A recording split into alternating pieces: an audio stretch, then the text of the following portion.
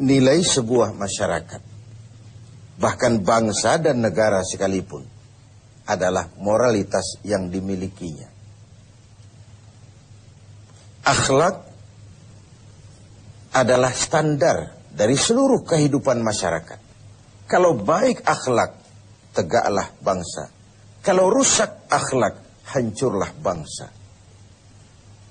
Pantas kalau baginda Rasul sendiri mengakui, innama bu'istu liutammima makarimal akhlak. Aku diutus Allah ke alam ini hanya untuk satu tugas saja, yaitu memperbaiki akhlak manusia. Akhlak manusia kepada siapa? Inilah akhlak itu. Totalitas kehidupan manusia cermin dari akhlak. Akhlak manusia kepada Allah, kepada Sang Pencipta. Manusia harus berakhlak kepada Tuhan. Yang kedua, akhlak manusia kepada sesama manusia. Dan yang ketiga, akhlak manusia kepada makhluk Tuhan lainnya di luar manusia. Flora, fauna, dan sebagainya. Satu tugas tapi mencakup 3 dimensi paling pokok dari kehidupan manusia. Atau 3 dimensi pokok kehidupan manusia tercakup dalam satu tugas. Dan tidak bisa ini berjalan secara tidak seimbang. Berakhlak kepada Tuhan tapi tidak berakhlak kepada sesama manusia. Berakhlak kepada sesama manusia tapi tidak berakhlak kepada flora, fauna, kepada ekosistem, kepada lingkungan hidup. Pengabaian terhadap sesuatu akan menimbulkan akibat bagi yang lain. Apa yang kita alami sekarang ini? Terjadi perubahan alam karena ulah manusia sendiri. Akibat kita tidak menjaga akhlak kepada lingkungan di mana kita hidup. Sebuah contoh sederhana, Rasul mengajarkan, man jama'a malan bighairi haqqin sallatahu Allahu bil ma'i wattin. Barang siapa yang mengumpulkan harta dengan cara yang tidak benar, Allah akan membalasnya dengan air dan tanah. Apa artinya ini? Banjir dan longsor. Akibat apa? Akibat ulah manusia. Zaharul fasadu fil barri wal bahri. Bertebaran kerusakan di darat dan di laut. Bima kasabat aydin nas. Akibat ulah. Akibat tingkah laku. Akibat perbuatan manusia itu sendiri. Pertama, kita harus berakhlak kepada Allah. Berakhlak kepada Allah caranya 2. Jangan menyekutukannya dengan sesuatu. Yang kedua, jangan menyembah kecuali hanya dan untuk Dia. Yang kedua, akhlak kepada sesama manusia. Bahkan baginda Rasul menjadikan akhlak ini sebagai kapital, sebagai modal utama dalam perjuangannya membangun masyarakat manusia, dalam perjuangannya melaksanakan tugas-tugas dakwah.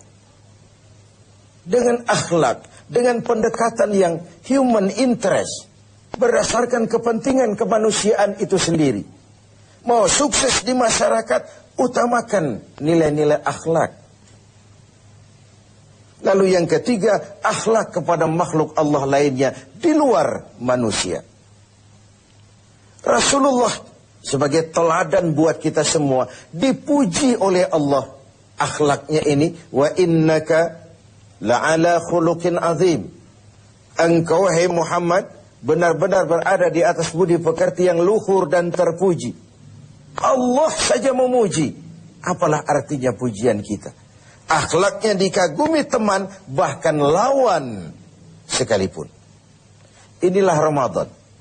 Tempat kita mengasah hati untuk menumbuhkan akhlak-akhlak yang terpuji. Orang-orang sufi memberikan 3 sistem untuk pengembangan akhlak ini. Pertama yang mereka sebut sebagai takhalli. Yang kedua tahalli. Dan yang ketiga tajalli. Takhalli mengosongkan diri dari sifat-sifat yang tercela. Dengan puasa ini, singkirkan sombongnya, campakkan kikirnya, hilangkan angkuhnya, hapus iri hati dan dengkinya.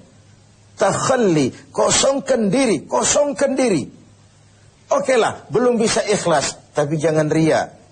Okelah, belum bisa rendah hati, tapi jangan sombong. Hilangkan dulu, takhalli, mengosongkan diri dari sifat-sifat yang tercela.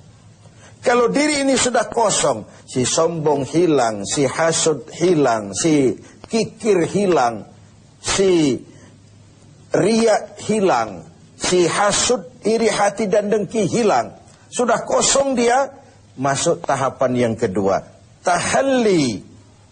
Yang sudah kosong itu hiasi dengan akhlak yang terpuji. Ketika sombongnya hilang, dicampakkan, masuklah si rendah hati, mengisi posisi si sombong. Ketika kikirnya dibuang, masuklah si pemurah, si dermawan, mengisi posisi si kikir itu tadi.